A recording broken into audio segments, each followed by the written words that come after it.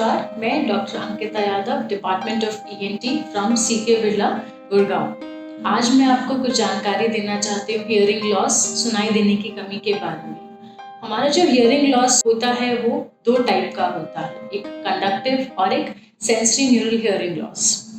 जो conductive hearing loss होता है वो होता है अगर हमारे कोई भी जो नॉर्मल कंडक्शन ऑफ एयर है उसके पाथवे में कोई ऑब्स्ट्रक्शन है, कोई प्रॉब्लम है उसकी वजह से। और जो सेंसरी न्यूरल हियरिंग लॉस होता है वो यूजली हमें सीनियर सिटीजन्स में देखने को मिलता है and that is most commonly because of nerve weakness. तो जो कंडक्टिव हियरिंग लॉस होता है वो हमारा डिफरेंट टाइप्स का होता है and there are different causes for that. तो सबसे पहले आता है हमारा एक्सटर्नल ईयर। अगर एक्सटर्नल ईयर में हमारा कोई वैक्स है, उसमें कोई ब्लॉकेज है, तो हमारा जो नॉर्मल कंडक्शन है वो नहीं हो पाता है एंड उसकी वजह से कभी हमें टेम्परेरी हियरिंग लॉस हो सकता है। अगर हमारे कैनाल में कोई इन्फेक्शन है जिसको हम एक्सटर्नल ओटाइटिस एक्सटर्ना कहते हैं, उसकी वजह से हमें लॉस हो सकता है।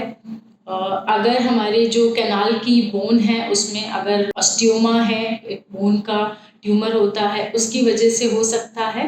फिर आता है हमारा कान का पर्दा। अगर हमारे कान के पर्दे में छेद है, कान के पर्दे में इन्फेक्शन है, उसकी वजह से भी हमें सुनाई देने में परेशानी आती है।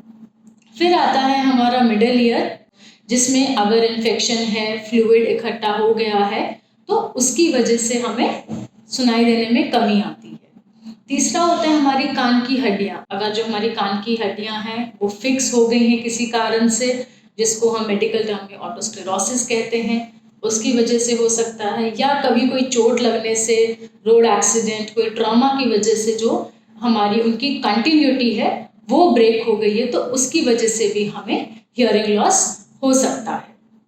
अब आते हैं हम सेंसरी न्यूरल हियरिंग लॉस के बारे में। जो सेंसरी न्यूरल हियरिंग लॉस होता है वो एज वी एज, जो हमारे सुनाई देने की जो नस होती है उसकी वीकनेस की वजह से होता है। तो इसके लिए हमें क्या करना चाहिए? From the age of 50 to 60 years onward we have to be little vigilant. हमें थोड़ा अपने बारे में ध्यान रखना होगा और जो हमारे घर में जो हमारे बुजुर्ग हैं उनका भी ध्यान रखना होगा कि उनका हम ईयरली और 6th मंथली हम ENT चेकअप कराएं और उनकी हियरिंग असेसमेंट कराएं।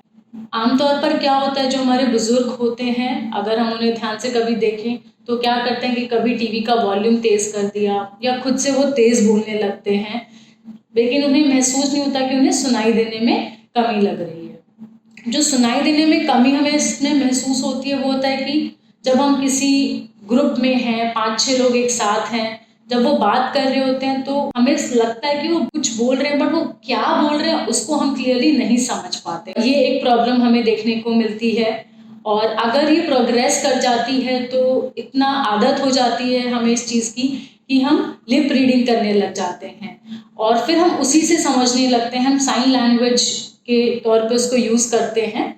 तो मेरी आपसे यही रिक्वेस्ट है कि जो भी आपके घर में बुजुर्ग हैं उनका आप ईयरली हियरिंग टेस्ट करवाइए and this can be prevented because we have now hearing aids जो हम प्रिस्क्राइब करते हैं and they have very good results. तो उससे उनकी लाइफ बहुत आसान हो जाती है। They will not be dependent किसी और के ऊपर और उनको कोई हैंडीकैप फीलिंग नहीं आती है। Thank you.